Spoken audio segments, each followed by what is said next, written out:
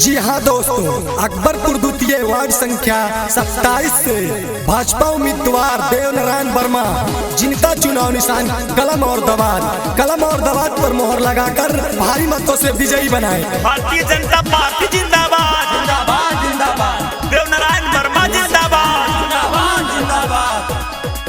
हाथ जोड़ी हम तो पड़ा तानी पैया, बाटे गो हर तो हरा से ओ भैया। हाथ जोड़ी हम तो पड़ा तानी पैया, बाटे गो हर तो हरा से ओ भैया। जीते वाला पगड़ी इनके सर पे लगैया, देवनारायण वर्मा को विजयी बनैया। सब लोग भारी मतों से जीतैया, कलम देवात पे मोहर लगैया। सब लोग भारी मतों से जीतैया। भाजपा पार्टी जिंदाबाद जिंदाबाद जिंदाबाद, नरेंद्र मोदी जिंदाबाद जिंदाबाद जिंदाबाद, आदित्यनाथ योगी जिंदाबाद जिंदाबाद जिंदाबाद, देवनारायण वर्मा जिंदाबाद जिंदाबाद जिंदाबाद, भारतीय जनता पार्टी जिंदाबाद जिंदाबाद जिंदाबाद। डाली हथवा में इनके हाथ, रही हरदम गरीबन के साथ। डाली हथवा में इनके हाथ, रही हरदम गरीबन के साथ।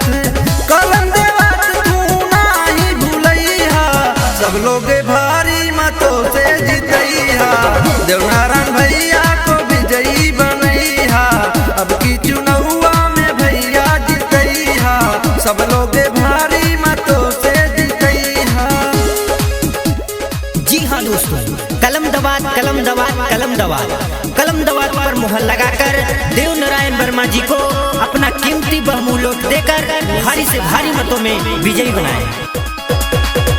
ना बदली हाथ हो मन के, हमें नेताई जन जन के। हमें नेताई जन जन के, ना बदली हाथ हो मन के, हमें नेताई जन जन के।